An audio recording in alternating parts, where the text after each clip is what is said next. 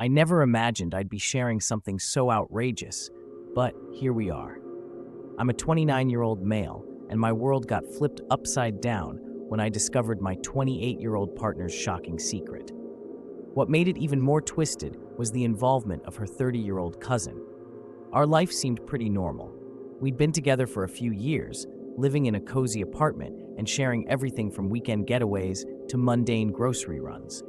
Her cousin, a 30-year-old man, was a regular at family gatherings, and I thought nothing of it. He seemed like a decent guy who'd occasionally crash on our couch after late-night hangouts with my partner's family. But then, things started to feel off.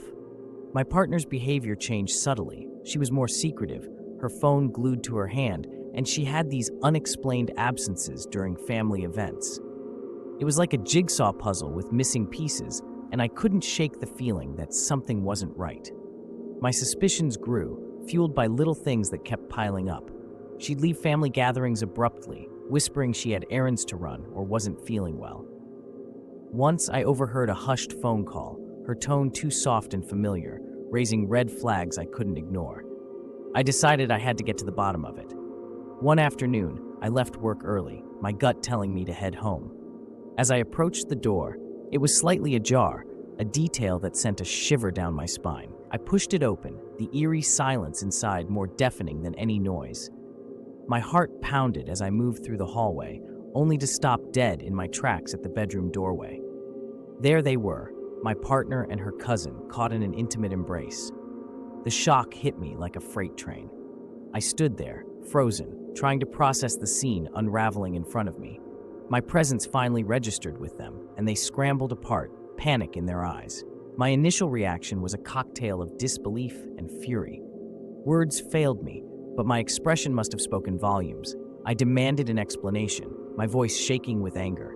They fumbled over words, stuttering out a jumbled mess of excuses that only fueled my rage. Confronting them was like wading through a mire of confusion and betrayal. My partner tried to reach out, her face a mixture of regret and desperation, while her cousin looked at the floor, shame written all over him.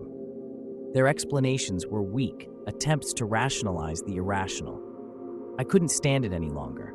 The air in the room felt suffocating, so I turned and left, ignoring my partner's frantic calls and the cousin's mumbled apologies. I needed space, clarity, and a moment to grapple with the reality of what I just witnessed. In the days that followed, my partner bombarded me with messages and calls, pleading for forgiveness, trying to explain her inexplicable actions. Her cousin reached out too, expressing guilt and embarrassment, but their words felt hollow, unable to bridge the chasm their betrayal had created. Reflecting on what happened, I realized the depth of the betrayal went beyond just infidelity. It was a breach of trust so profound that it left me questioning everything. I made the decision to cut ties, to move forward and rebuild the parts of my life they had shattered. Even now, I grapple with the disbelief, the sense of betrayal hanging like a shadow. It taught me a harsh lesson about the unpredictability of relationships and the secrets people keep hidden. It's a twisted chapter of my life I never anticipated, but one that forced me to confront the unexpected head-on.